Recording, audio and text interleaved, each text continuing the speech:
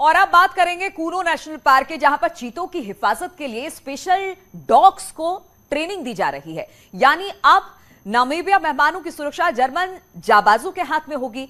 देखिए कैसे डॉग्स चीतों की सुरक्षा करेंगे और कूनो का कमांडो बनने के लिए इन डॉग्स को किस तरह की सुरक्षा दी जा रही है।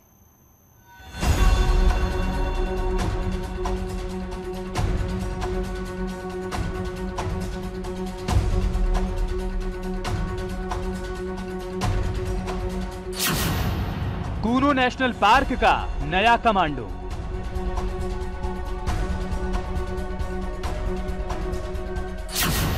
ईलू करेगा चीतों की रखवाली। नामीबिया के मेहमानों की सिक्योरिटी में डॉग। अगर आप अपने बच्चों को पैसे का पार्ट नहीं सिखाएंगे तो पैसा कमाने के बाद में हो सकता है वो आपको ही बेच दें। सावधान, फ्रीडम ऐप को डाउनलोड करें, बच्चों को पैसे का पार्ट कैसे पढ़ाना है सीखिए।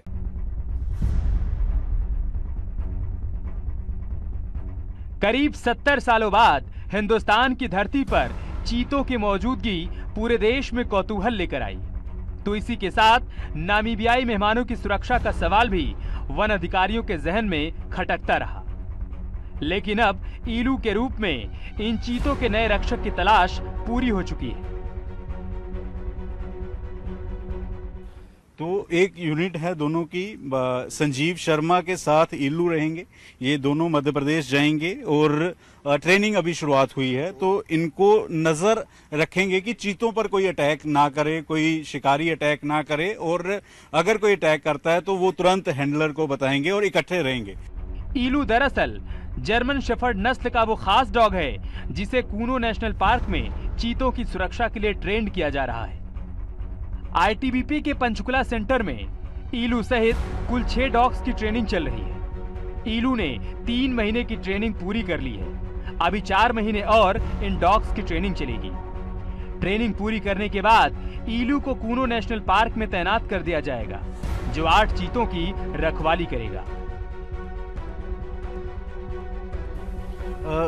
यहाँ पर सभी को ट्रेनिंग दी जा रही है। कितनी देर की ट्रेनिंग जो है वो चलती है और कितनी देर में ये जो डॉग्स हैं स्पेशल तरह के तैयार हो जाते हैं?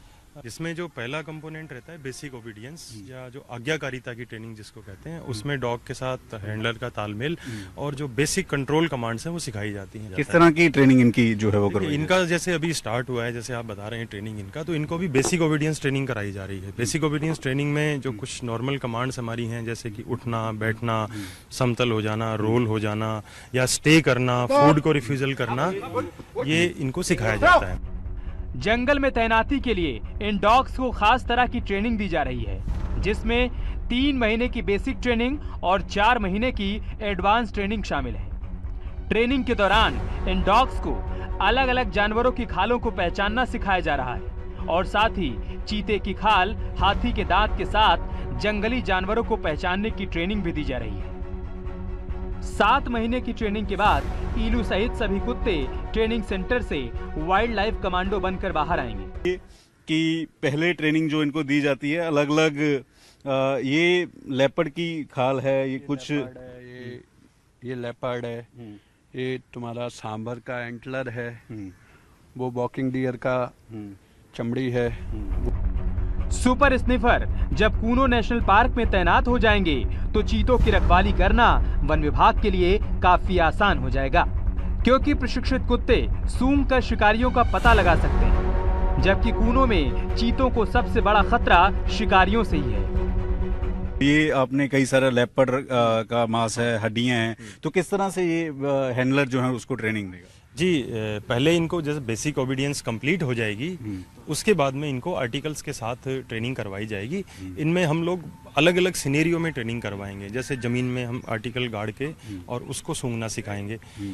इंडिविजुअल की जेब में रखा हुआ है, बैग में रखा हुआ है, गाड़ी में रखा हुआ है, उनको हम अलग अलग सिनेरियो के साथ एक्सपोज करके अलग अलग जगह में, फॉरेस्ट में हमने कहीं छुपा दिया, उस एरिया में फिर डॉग को हम ट्रेन करेंगे कि उसको ढूंढे छुपे हुए आर्टिकल को। पंचकुला के नेशनल डॉग ट्रेनिंग सेंटर में फिलहाल ईलू अपनी ट्रेनिंग पूरी कर रहा है, जिसके बाद अपने हैंडलर के साथ उसकी तैनाती शिकारियों को भगाने के लिए कूनो नेशनल पार्क में कर दी जाएगी। Bureau report, news 18।